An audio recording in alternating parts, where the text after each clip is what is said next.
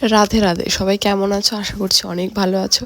আর আজকে আমি সকাল সকাল রেডি হয়ে চলে এসেছি মন্দিরে বলতে লোটাসে আছি এখন। আমাদের আজকে প্রোগ্রাম আছে রাধা মাধবের সামনে। আর আমি মনে করি যারা যারা এই প্রোগ্রামটা করি আমরা সকলে মিলে, তো তারা সবাই ভাগ্যবান যে ভগবানের সামনে এই নৃত্য করার সুযোগটা পাচ্ছে। আর আমরা কতটা খুশি সেটা তো তোমরা দেখতেই পাচ্ছ। আর একজনকে তোমাদেরকে দেখাই, সেটা হচ্ছে আমাদের ছোট্ট রাধারানী। আর সেও কিন্তু আমাদের সাথে প্রোগ্রামে যুক্ত আছে। তো আমাদের প্রোগ্রাম কিন্তু ইতিমধ্যে শুরু হয়ে গেছে মন্দিরের ভিতরে। আমি কিছু ক্লিপ নিতে পারিনি, অন্য কেউ নিয়েছিল, তো সেখান থেকে আমি একটু তোমাদেরকে দেখানোর চেষ্টা করছি।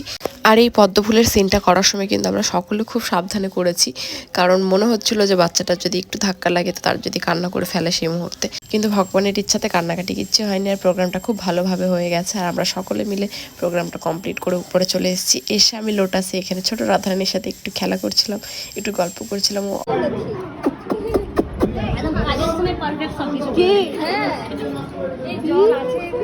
তো এখন আমি চলে যাবো নিচে একটু ভগবানকে দর্শন করবো ভালো করে, আর একটু অভিষেকও দর্শন করবো। তো নিচে চলে আসলাম, এসে এখানে ছোট্ট রাধারানী দোলনায় দুলছিল, তো তাকে একটু দর্শন করে নিলাম। আর এখানে কিন্তু অভিষেক হচ্ছিল, আর এত ভিড় ছিল আমি তোমাদেরকে ভালো করে দেখাতে পারছি না।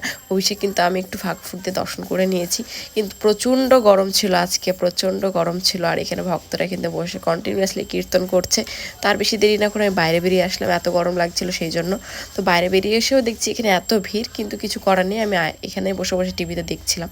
তো এখানে বসে বসে আমি অভিষেক দেখছিলাম, কারণ এখানে ভালোভাবে দেখাও যাচ্ছিল, ফ্যানও চলছিল। তো একটু টাইম এখানে দর্শন করে নেওয়ার পরে এখানে বৃন্দা বলছিল যে চলো বাইরে যাই। তো তারপর আমরা চলে আসলাম চরণামৃত নেওয়ার জন্য। তো চরণামৃত নিয়ে নিলাম, আর এরা পুরো একদম মধু পড়েছিল, ওগুলো খুবই মিষ্টি লাগছিল। আমি একটু চাইছিলাম দুধেরটা, বাট দুধেরটা পাইনি, পুরো মধুরটা পেয়েছি।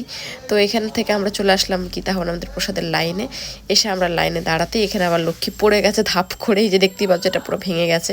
তো বেশি লাগেনি, হালকা পাতলা একটু হয়তো ছুলে গেছে। তো তারপর আমরা ভিতরে চলে এসেছি প্রসাদের, এসে এখানে সবাই মিলে বসে পড়েছি প্রসাদ পাওয়ার জন্য এখন। আর সকাল থেকে যেহেতু নির্জল আছি, তো 12টার পরেই কিন্তু আমি চরণামৃত নিয়েছি।